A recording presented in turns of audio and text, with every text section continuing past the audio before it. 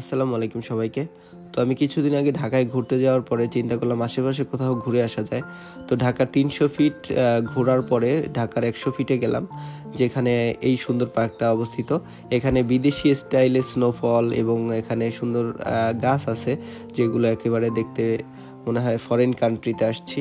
তবে জায়গাটা খুবই ছোট, বেশি একটা বড় না পার্কটা। আর এই জায়গাটাতে প্রচুর মানুষ ভিড় করে। সন্ধ্যা ৬টার সময় এই স্নোফলটা শুরু হয়। তো এখন আমি আপনাদেরকে পুরো পার্কটা ঘুরে দেখাবো।